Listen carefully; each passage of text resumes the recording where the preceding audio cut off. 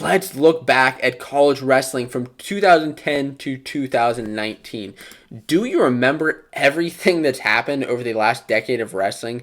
Now, of course, there is so much to get into with the last decade of wrestling. I mean, I'm going to give you some of my moments. Later on, I'll go into my top 10 moments of the last decade, but just a little look back at wrestling since 2010. A lot has changed.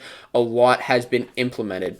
One of the first things that has happened, and please, as always, let me know what your favorite moments of the last decade were in college wrestling, because there's a lot that's happened, and this is just college wrestling. So first, dating back to 2010, Iowa won back-to-back national titles. Some of their guys that they had there are Matt McDonough, who I loved watching back in the day, back when I was in actually junior high school. He was a guy who I enjoyed watching. I went to a couple Iowa camps, and he was there, and he's just a great technician. But then you have Brent Metcalf, who is, I mean, through and through an Iowa wrestler, a hard-nosed wrestler, and Jay Borschel. I mean, all these guys won titles for Iowa and gave them back-to-back national championships. And then you look 10 years later from that, which is today, Iowa's gunning for another title. And you could see these big name guys doing it again.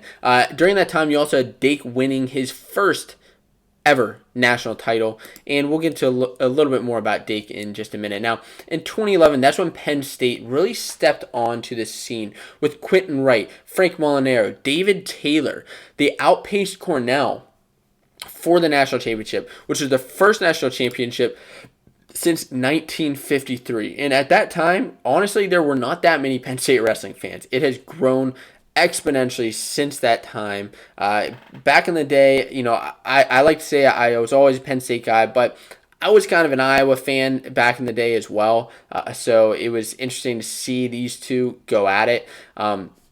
Also during that time, which also helped Penn State in the team race as far as against Iowa, was Anthony Robles versus Matt McDonough. That was an incredible match. Robles, of course, being a wrestler with one leg who won a national championship. If you haven't seen that match, you have to look up that national championship. It was incredible. Moving on to 2012. It was an interesting year because that's when Penn State won their back-to-back titles, and David Taylor won his Outstanding Wrestler Award. Frank Molinaro gets a title, as well as Ed Ruth. In the year before, Penn State, didn't have, I believe they had one national champion in Quentin Wright, but really, this is when all the Penn State champions start coming out of the woodwork. You also see Matt McDonough winning another title against Nico Megaludis of Penn State, and that was an exciting finals match. And then Cornell at this time had a strong team with Dake, with Bozak, with Frank Pirelli, who you will see at the Senior Nationals, and that's very great year in 2012. In 2013, this was huge. This was when Kyle Dake, of course, Kyle Dake out of Cornell, won his fourth national championship, going 4 for 4. He went 4 for 4 in national championships, winning at 4 different weight classes. Those weight classes, of course, were 141, 49, 57, and 65. He ran the gauntlet and made his way all the way to 4 national championships, which is... It had never been done before as far as 4 different weight classes, and he was only the third national champion to ever win 4 titles ever, which was incredible. What was even more incredible was that he faced off against David Taylor in the finals, his big rival, Dake versus Taylor in the finals, and ended up winning that match. I remember watching that on TV and just being astounded at how great of a wrestler Kyle Dake was. It was also a solid year for Oklahoma State, who had Chris Perry and Jordan Oliver both winning titles. These are teams that are always in that mix, and it's exciting to see what happened. In 2014, though, Dake did end up getting that title, his second title, because Dake was no longer there, and Penn State won their 4th title. You also see guys who are now on the world team really stepping into the scene. Nick Wisdowski stepping into the scene from NC State and getting a title. Jaden Cox winning his first title. These are all guys who, even David Taylor, as I mentioned, who have made their way from college wrestling onto the world scene. It was great to see all of them wrestle. Now, in 2015, This was a huge year for not Penn State, but Ohio State, because this is when Ohio State won their title with Nathan Tomasello getting a win and Stieber also winning his titles, going 4 for 4, following just a couple short years after Kyle Dake.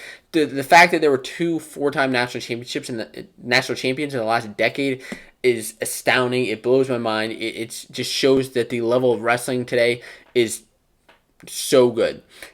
This was big because they also had Kyle Snyder, another guy stepping onto the scene. Although he was pinned by Gadsden, he did actually beat Jaden Cox this year, and this was the only year that Penn State did not win a title over the last decade. Besides the 2010, it was Iowa, Penn State for 4 years, then Ohio State stepped onto the scene in 2015. In 2016, this was another big year for wrestling. I mean, this is when the championships were at Madison Square Garden. Were you there? Did you watch on TV? I was not there. I think it would have been cool to go there. I'm sure the national championships were extremely expensive, though, that year. I've heard that.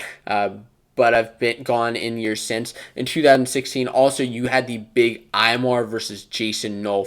That rivalry was big. It heated up. They wrestled a couple times throughout the season. Nolf won earlier in the year. He won by pinfall during the duel. And Imar actually only has, I believe, three or four losses on his college resume. And two of those are losses by Vincenzo Joseph. All those losses are by Vincenzo Joseph and Jason Nolf, and two of those are by fall, which is just crazy. But Imar, of course, did win that national championship that year. He ended up beating Jason Nolf in the final 6-5. But the next year was also a great year, and this is when we saw one of my favorite things that have ever happened in college wrestling, as far as I've been watching. Okay, I'm a young guy. I've been watching for 20, 30 years, like a lot of you wrestling fans have, but this was when we saw 5 wrestlers from Penn State win a title. 5 wrestlers from the same school win a title. And I know it has happened before a couple times in history. I believe from Iowa back in the day, and then Oklahoma State back in like 2005 happened. But they did tie the record. It was Penn State ended up winning the title again. And this was when Zane, Vincenzo, Mark Hall, Nickel, and Nolf all won titles. Nickel's big match versus Gabe Dean. I mean, they all had big matches in the finals. Of course, Vincenzo pinning Imar in the national finals. This was also the last year for the NWCA Duel Series, which I wish they would not have done away with, because I loved watching that at the end of every season. When you saw the last match of the year, it was almost like a bowl season for wrestling. If you're not familiar with what it was a bowl game for wrestling. You saw Oklahoma State going against Penn State. You saw Edinburgh versus Iowa, Nebraska versus Virginia Tech, Ohio State versus Cornell, Michigan versus NC State. These are matches that don't necessarily happen every year unless they schedule them in advance, but we got to see the best teams in the country facing off, and that's why I love that. And so, it was a shame whenever they did away with it. Now, in 2018, this was another big year for Penn State and Ohio State.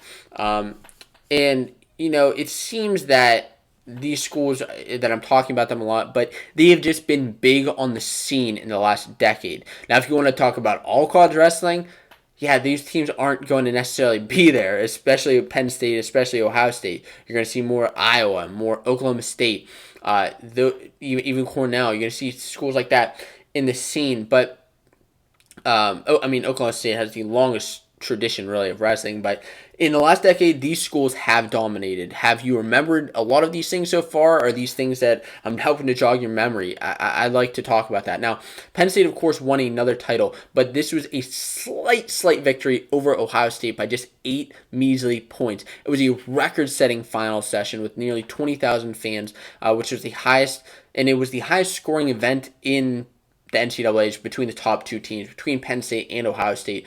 I mean, any other year, Ohio State would have won the title. Really, I mean, let's be honest. But it was a great scoring year for Penn State as well. We saw Zane Train and Snyder both win their 3rd titles, which was a lot of fun. Both those being great Christian guys, just great people in general, and to see them win that title was phenomenal. Zane, of course, had his 94 or 95 match win streak, and he won a Hodge Trophy.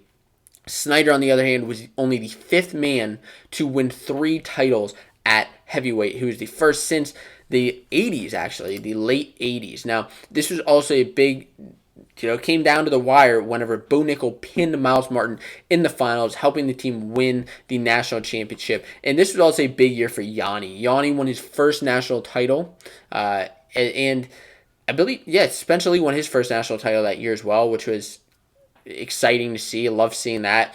So 2 freshmen winning, but Yanni won his first title with a torn ACL. We found out after the fact that's what the big knee brace was. Same with Spencer Lee, big. But Yanni ended up beating Bryce Meredith in the crazy finals. I would have loved to see Bryce Meredith win as well, a great human being. But Yanni ended up getting that victory in 2018. And earlier in the season, we also saw a super match whenever Seth Gross bumped up to wrestle Bryce Meredith, which was a great match. Number 1 versus number 1, something that is definitely one of the greatest things in the pantheon of wrestling.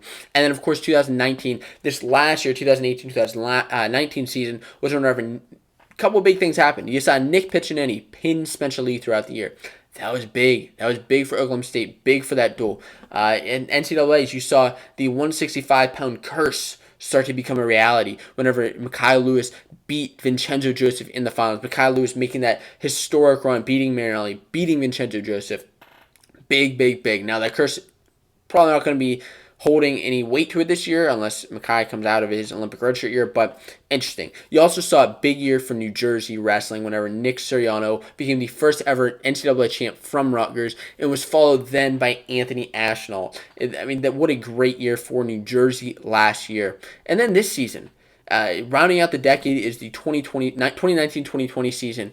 And there have already been so many big upsets so far in the season. This is one of these seasons where I don't remember there being this many big upsets in the world of wrestling since I really don't know when, because this is just something so incredible to see. And who knows what's going to happen? We're heading into the 2020 Olympics next year, so it's going to be interesting to see exactly what has happened since that time.